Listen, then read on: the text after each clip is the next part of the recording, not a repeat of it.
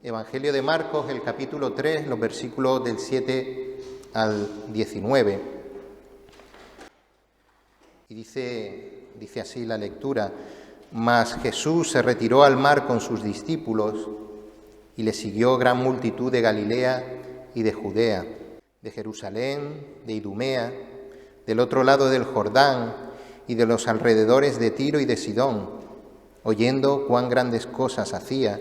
Grandes multitudes vinieron a él, y dijo a sus discípulos que le tuviesen siempre lista la barca a causa del gentío, para que no le oprimiesen, porque había sanado a muchos, de manera que por tocarle, cuantos tenían plagas caían sobre él. Y los espíritus inmundos, al verle, se postraban delante de él y daban voces diciendo: Tú eres el Hijo de Dios. Mas él les reprendía mucho, para que no le descubriesen. Después subió al monte y llamó así a los que él quiso, y vinieron a él, y estableció a 12 para que estuviesen con él y para enviarlos a predicar, y que tuviesen autoridad para sanar enfermedades y para echar fuera demonios.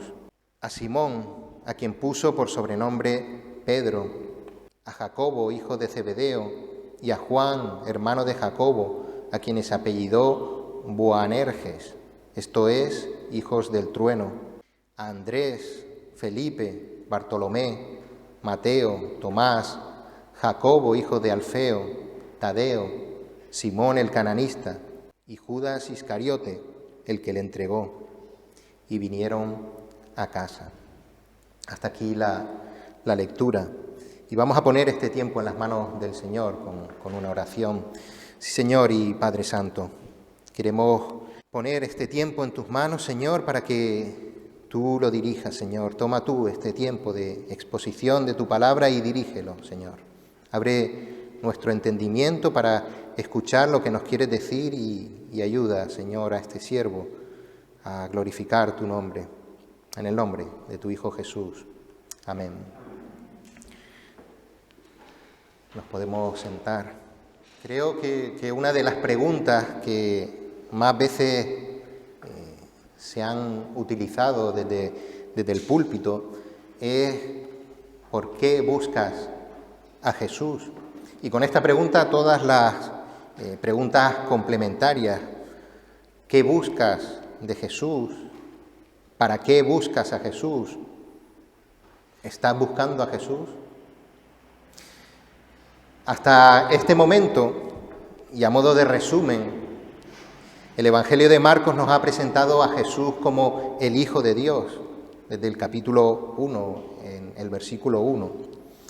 Una declaración contrastada con el testimonio de los profetas del Antiguo Testamento, corroborada o proclamada por Juan el Bautista y sí corroborada por Dios mismo en el momento del bautismo de Jesús. Posteriormente, Jesús muestra su poder divino por las obras milagrosas que hizo. Mostró su poder sobre Satanás, mostró su poder sobre los demonios, sobre la enfermedad, sobre el pecado y sobre el día de reposo.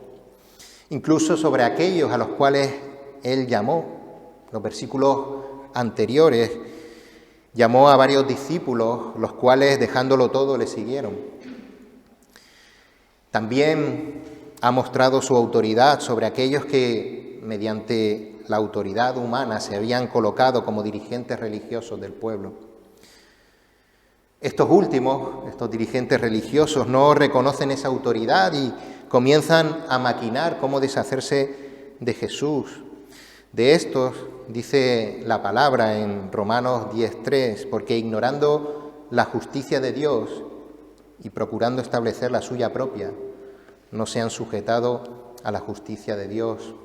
Es por eso que Jesús, conociendo estas intenciones y sabiendo que aún no era el momento de morir, se aleja de esa confrontación con estos líderes que no trae fruto, y saliendo del pueblo de Capernaum, que es el pueblo en donde Jesús se encontraba en esos días, se retira al mar de Galilea con sus discípulos.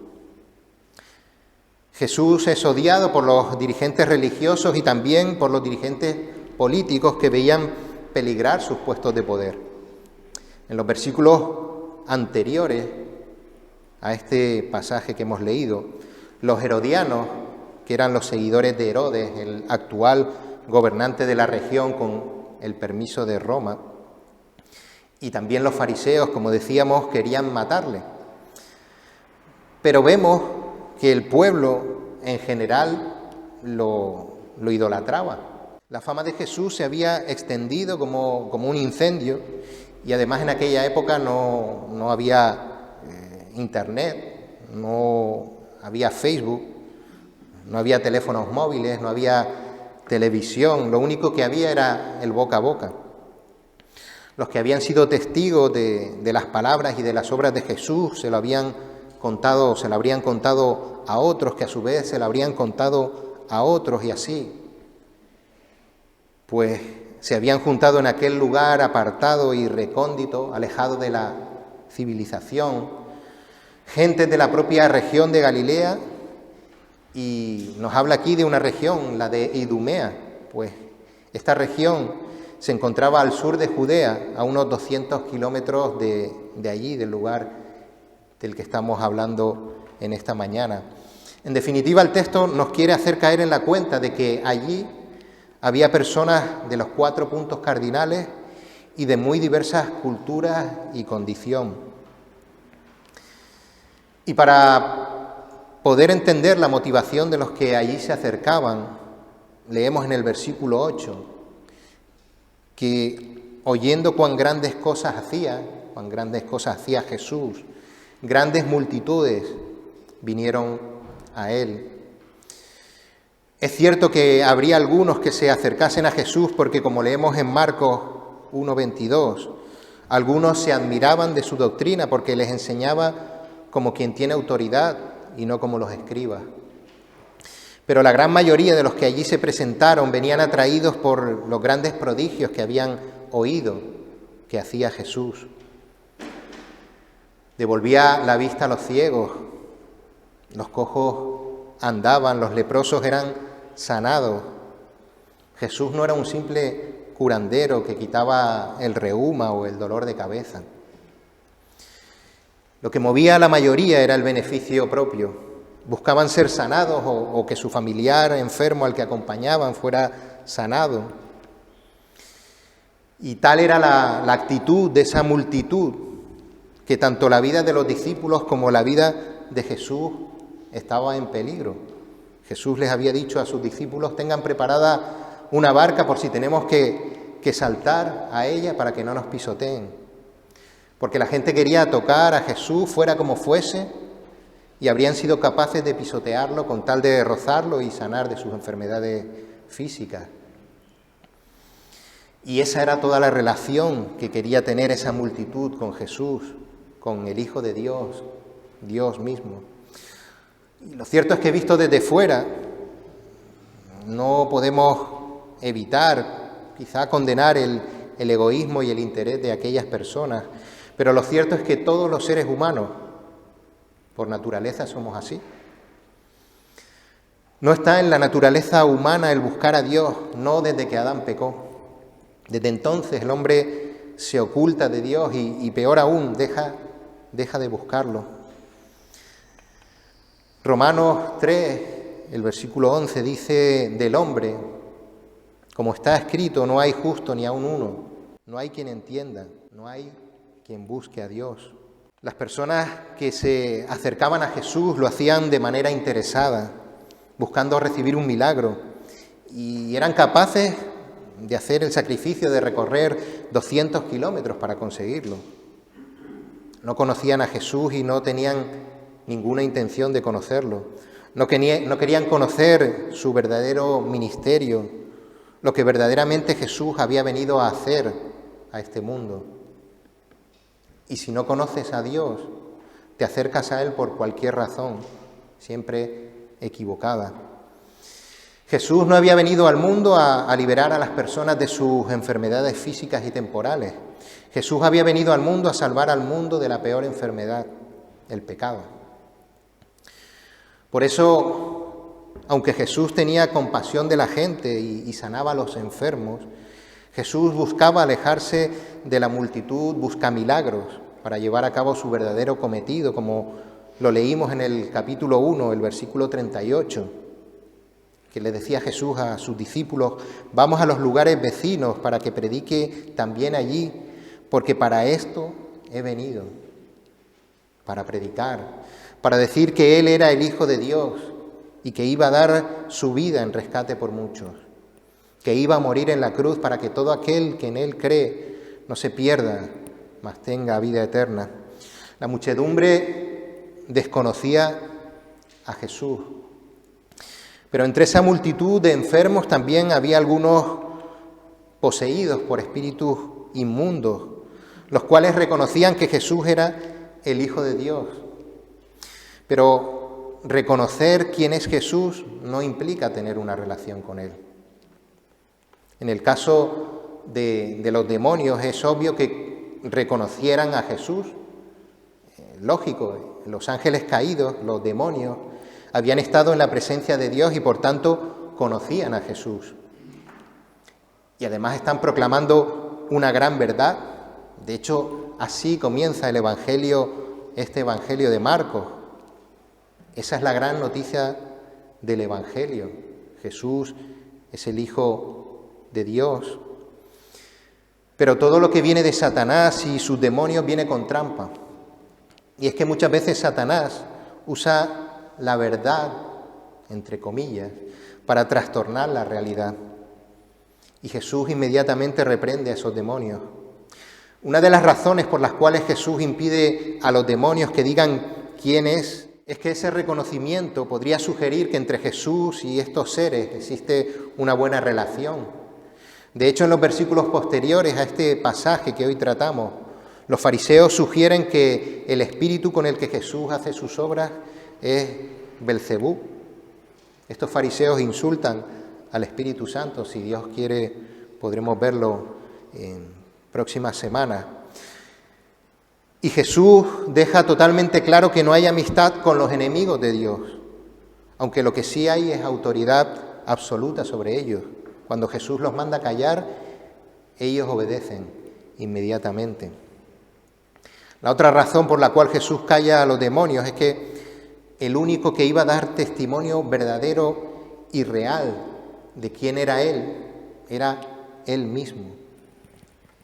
Era Cristo quien iba a dejar el mensaje completo de quién era Él y lo que había venido a hacer al mundo.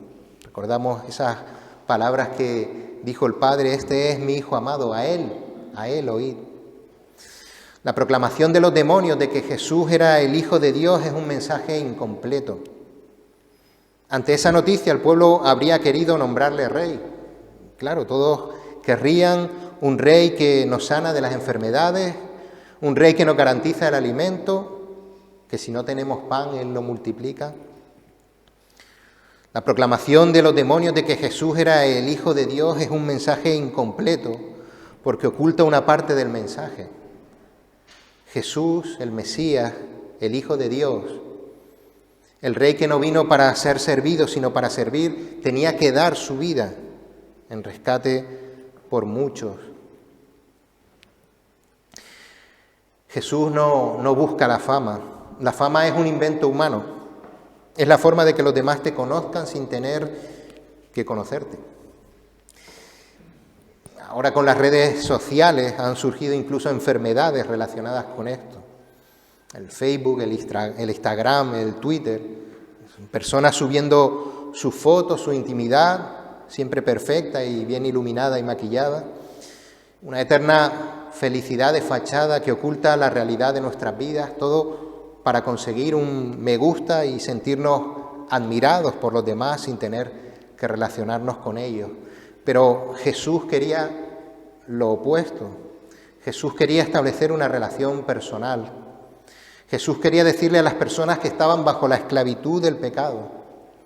Jesús quería decirle que debían arrepentirse y conocerle a Él. Arrepentíos y creed en el Evangelio. ¿Qué Evangelio? La noticia de que Él era el Hijo de Dios y que iba a morir en una cruz por nuestros pecados. que iba a restaurar la relación con Dios rota por el pecado y que podríamos tener vida eterna. Y la vida eterna es mucho más que salvarnos y disfrutar de un lugar al que hemos dado en llamar el paraíso. Dice Juan 17:3, y esta es la vida eterna, que te conozcan a ti, el único Dios verdadero, y a Jesucristo, a quien has enviado. Jesús huye de las multitudes y utiliza el método del discipulado. Esto no significa que Jesús se ocultase, que se retirase de la vida pública. Jesús siguió hablando a las multitudes, sanando enfermos, predicando en las sinagogas, pero escoge a un grupo selecto de personas. Y nos llama la atención que no es una decisión unilateral de Jesús, sino que en oración lo pone en la consideración de Dios Padre. Busca el consejo, la dirección del Padre. Algunas características de ese grupo selecto de personas. Selecto porque fueron seleccionadas. A veces relacionamos la palabra selecto con algo especial. Selecto porque fueron seleccionadas. Fueron seleccionadas personalmente, una a una. Por eso vemos reflejados los nombres de cada uno. En los evangelios sinópticos, en los 3 evangelios, se citan los nombres de cada uno de ellos. Eran un grupo de lo más heterogéneo.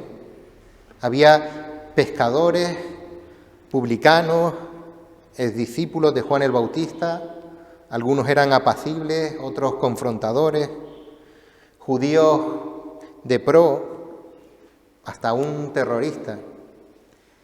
Algunos estudiosos relacionan a Simón, el cananista, dice ahí la lectura, también apodado Celote, y lo relacionan con un grupo llamado celotes, que se decían celosos de la ley y que se dedicaban a asesinar a cualquiera para desestabilizar al gobierno de turno.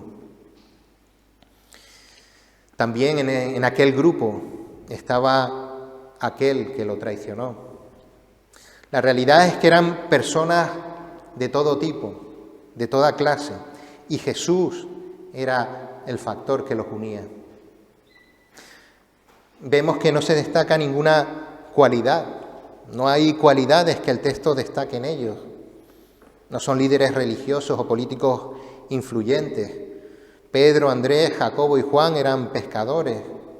Mateo, que tenía poder y dinero, lo dejó todo, así que ya no era nadie.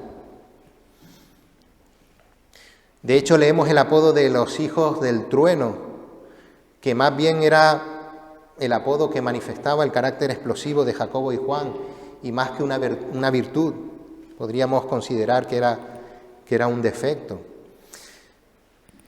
Fueron llamados los que él quiso llamar. Como vemos, no hay cualidades especiales en ellos. Estos hombres no eran especiales. Y estos hombres no eran especiales y por eso los llamó Dios, sino que fueron especiales por haber sido llamados por Dios. Y ni aún con eso tenían nada de lo que gloriarse, de lo que enorgullecerse. ¿Por qué los llamó a ellos? No lo sabemos, porque Él quiso, dice claramente el texto. Fueron llamados a seguir a Jesús. Dice el texto, llamó así. No dice el texto, llamó así, de esa manera, de esa forma. Dice que llamó así. Los llamó a Él, los llamó a seguirle a Él. Los llamó para que estuviesen con Él, para tener una relación personal, para que le conocieran, para que aprendieran de Él, para que comieran, para que caminaran, para que experimentaran, para que durmieran con Él, para que lo escucharan, para que le preguntaran y recibir su respuesta. Y esto suponía para ellos mucho más que ser simplemente llamados seguidores de Cristo. Seguir a Jesús implicaba dejarlo todo. Así hizo Mateo, dejó su negocio y su casa y le siguió. Y así hicieron los pescadores, dejaron las redes y le siguieron. Dice Mateo 16:24, entonces Jesús dijo a sus discípulos, si alguno quiere venir en pos de mí, niéguese a sí mismo y tome su cruz y sígame.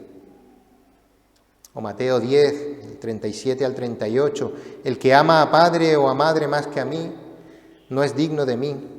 El que ama a hijo o a hija más que a mí, no es digno de mí. Y el que no toma su cruz y sigue en pos de mí, no es digno de mí. Fueron llamados con un propósito. Una vez que aprendieran de Jesús, Jesús los enviaría a predicar acerca de la llegada del reino de Dios en la figura de Jesús y la necesidad de arrepentimiento y de creer en quién era Jesús y la misión que tenía. Y específicamente a estos 12 discípulos a los que la palabra nombra por sus nombres, les dio autoridad para sanar enfermedades y para echar fuera demonios. Y les dio específicamente esa autoridad a ellos para que las personas que escuchasen su predicación realmente reconociesen que no era un mensaje inventado por ellos mismos, sino que era un mensaje de parte de Dios, refrendado por esas obras milagrosas que los discípulos pudieron hacer. No voy a entrar en la discusión de la sanación temporal, actual, no es ese el tema de este día. Me gustaría que pudiésemos reflexionar cada uno sobre lo que hemos hablado ahora mismo y pudiéramos ver con qué grupo podríamos sentirnos identificados. No digo el grupo en el que deberíamos estar, sino el grupo que refleja la manera que tengo de relacionarme con Dios. Quizás somos de la multitud. Nos acercamos a Él buscando un beneficio, que nos dé un empleo mejor o un empleo mejor del que tenemos, que sane nuestras enfermedades, que nos conceda buenos hijos y un buen esposo o una buena esposa. Eso sí, sin comprometernos con Él, sin querer saber cómo es Él, solamente que Él me resuelva mis problemas. Muchos piensan que Dios está para concedernos lo que le pidamos y algunos tratan o mercadean con Dios. Si me curas, iré todos los domingos a la iglesia, se dice mucha gente. Si resuelves mis problemas económicos, te dedicaré más tiempo a ti. Muchos, cuando se resuelven sus problemas, se olvidan y al siguiente problema nos volveremos a ver. A lo mejor somos multitud a la que nos atraen las bonitas palabras de Jesús, el amor, el sacrificio, todo lo que hizo Jesús es admirable, es un ejemplo de vida, se oye muchas veces. Nos conformamos con venir a escuchar a la iglesia y sentirnos cristianos, pero venir a la iglesia a escuchar historias de Jesús, venir a la iglesia a impactarnos con las palabras bonitas de Jesús, no es tener una relación personal con Él. Después de la sesión semanal del domingo, volvemos a mi vida es mía y yo decido cómo vivirla. No podemos decir que Jesús es un ejemplo y no seguirle. Si no le seguimos, Jesús no es un ejemplo. ¿Somos en realidad multitud y no lo sabíamos? A lo mejor pertenecemos al grupo de los endemoniados.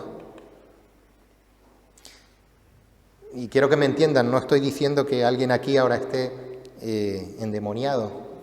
Hablo de la forma de actuar de aquellos que leíamos en el texto, que tienen cierta similitud con los fariseos y los herodianos de los versículos anteriores. De hecho, se los voy a cambiar. Ellos sabían perfectamente que Jesús era el Hijo de Dios. Y sin embargo, en el caso de los fariseos, al ser estos confrontados con la realidad de su condición pecadora, lejos de producir arrepentimiento en sus vidas, había provocado rechazo, incluso odio a todo lo que tuviera que ver con Dios en la figura de Cristo. Rechazaban necesitar a Jesús para alcanzar la salvación. Pensaban que sus obras que sus buenas acciones, que su apariencia de bondad frente a la gente les garantizaba la salvación. ¿Todo esto qué significa? Pues que saber o incluso reconocer que Jesús es Dios no es garantía de conocer realmente a Jesús. Quizá pertenecemos al grupo de los discípulos, y si es así, enhorabuena. Esto significa entonces que hemos oído las palabras de Jesús, sí, las que están en la Biblia, y hemos reconocido que somos pecadores. Significa también, por las palabras de Jesús, las que están en la Biblia, que hemos entendido que tras arrepentirnos de nuestra condición pecadora, hemos reconocido que solamente por la muerte de Cristo encontramos la salvación, que solamente por la muerte de Cristo se restaura la relación entre Dios y el hombre, y que a partir de ese momento vivimos vidas en Cristo. Si pertenecemos al grupo de discípulos, significa que Jesús nos ha llamado a cada uno de forma personal. No hemos oído una voz del más allá, sino que hemos recibido el don de la fe para creerlo, sin merecerlo, no por ser alguien o haber hecho nada especial, solamente por gracia. Si pertenecemos al grupo de los discípulos, hemos sido llamados a seguirle, con todas las consecuencias. Seguir a Jesús no es solamente venir aquí los domingos a escuchar o a cantar alguna canción. Seguir a Cristo implica negarse a sí mismo. Dice Lucas 9:23, si alguno quiere venir en pos de mí, niéguese a sí mismo y tome su cruz y sígame. Negarte a ti mismo implica negarte a tus comodidades, a lo que te resulta más sencillo. Implica hacer no solamente lo que te gusta o aquello en lo que te sientes cómodo. Significa enfrentar situaciones incómodas, y no por crecer y realizarte mejor como persona, sino por amor a aquel que te ha llamado a seguirle. Significa no conformarse a lo que por comodidad o inercia venimos haciendo hasta ahora. Implica un pasito más de esfuerzo cada día. Implica asumir las responsabilidades de lo que Dios te demanda. Negarte a ti mismo implica que tu vida no va a responder al plan perfecto que tú has hecho para ella, sino que tu vida recorre el camino trazado por el plan perfecto que Dios ha hecho para ti. Es posible que tengas que pasar por momentos de enfermedad, pasarás por momentos de rechazo de aquellos que no quieran saber nada de Dios. Jesús lo advertía, y seréis aborrecidos de todos por causa de mi nombre, mas el que persevere hasta el fin, éste será salvo. Negarte a ti mismo implica que harás cosas para la obra de Dios que no te darán fama, por las que no recibirás agradecimientos humanos, pero Dios lo sabe todo. Y tomar tu cruz enfatiza en negarte a ti mismo. Dios nos pide dar la vida por Él. Todos los discípulos nombrados en esta lista dieron literalmente su vida por Cristo. Primero porque después de recibir el Espíritu Santo dedicaron sus horas, sus días y sus horas a predicar el Evangelio y a hacer discípulos, tal y como les había mandado Jesús en Mateo 28, id y haced discípulos a las naciones, además con un sello, con una marca, bautizándolos en el nombre del Padre y del Hijo y del Espíritu Santo. Hicieron discípulos para Cristo, no para ellos, y enseñándoles las cosas que os he mandado. Una vida entregada, y todos menos Juan perdieron su vida por proclamar a Cristo. Pero Juan también dio su vida por Cristo, toda su vida. Seguir a Cristo es ser sus discípulos. Y como discípulos hemos de seguir sus enseñanzas tal y como Él se las enseñó a sus apóstoles, y estos a su vez fueron transmitiendo a sus respectivos discípulos, y así a través de las generaciones. Sus enseñanzas están en la Biblia. Y este sistema de discipulado es la Iglesia. Solamente dentro de la Iglesia podemos tener este discipulado. Sí, Dios nos escoge personalmente, pero nos coloca en una iglesia con otros que también han sido escogidos personalmente por Él para edificarnos mutuamente. En la iglesia somos instruidos y a su vez nosotros podemos instruir a otros. Una pregunta: ¿estamos siendo discipulados? ¿Y nosotros estamos discipulando a alguien? ¿Somos una iglesia de discípulos o somos una iglesia que simplemente se reúne? Seguir a Cristo implica predicar su mensaje. ¿Le estamos hablando a alguien del Evangelio? ¿Le hablamos ayer a alguien del Evangelio? ¿Le hemos hablado esta semana a alguien del Evangelio? ¿Le hemos hablado del Evangelio a alguien en este último mes?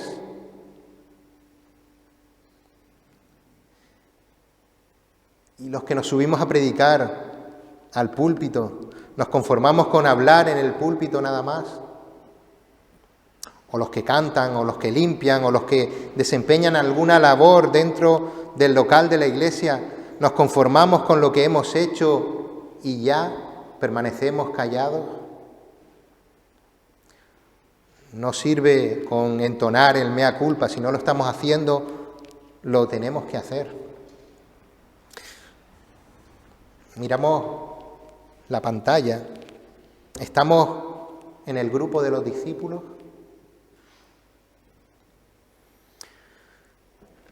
Para los que aún se encuentran en el grupo de la multitud,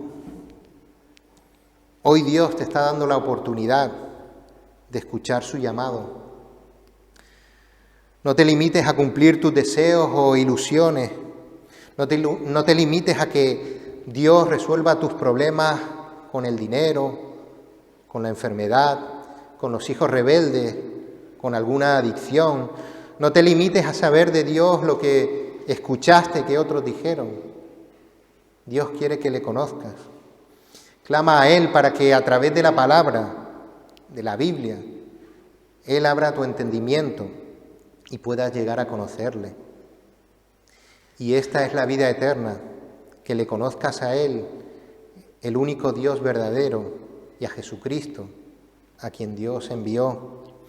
Para los hermanos creyentes, quizá mires el listado y digas, no estoy siguiendo a Cristo. Regresa a la palabra cada día, léela, preocúpate por saber el significado de lo que lees y conoce a Cristo. Porque conociendo a Cristo, esta lista no será una lista de cosas pendientes por hacer, sino que será lo que hagas de forma natural, no sin dificultad y sacrificio, pero ciertamente podrás hacer tuyas las palabras de Pablo en Filipenses 3:8. Y ciertamente aún estimo todas las cosas como pérdida por la excelencia del conocimiento de Cristo Jesús, mi Señor, por amor del cual lo he perdido todo y lo tengo por basura para ganar a Cristo. Y no se escondan de la iglesia. No huyan del medio que el propio Jesús estableció para edificarnos los unos a los otros. Congrégate con tus hermanos, reúnete a orar, reúnete a leer la palabra, a ser discipulado, porque la iglesia es el cuerpo de Cristo y solamente estando en Cristo y permaneciendo en Él podremos llevar fruto, porque separados de Él nada podemos hacer. Sí, Señor y Padre Dios Todopoderoso, Dios del cielo, Somos unos privilegiados al poder acercarnos a tu palabra. En ella reconocemos nuestra condición, pero sobre todo en ella te descubrimos a ti. Siendo tú la referencia, nosotros somos miserables y somos totalmente indignos de toda consideración. Por eso, tu gracia en nosotros, tu amor es mucho más impresionante. Por eso el sacrificio de tu Hijo Jesús es de incalculable valor. Señor, queremos conocerte cada día más para glorificar tu nombre, de la forma en la que tú deseas y como tú lo mereces. Queremos recordar que no somos nada lejos de ti y que queremos que tu palabra nos siga instruyendo cada día. Señor, danos un mismo sentir en Cristo con todos los hermanos que nos congregamos en esta iglesia local y dirígenos para ser verdaderos discípulos tuyos. Y esfuérzanos, Señor, para llevar tu mensaje a aquellos que todavía no te conocen, para que ellos también puedan disfrutar de esa relación que tú has querido moldear con aquellos a los cuales tú has escogido. En el nombre de Jesús. Amén.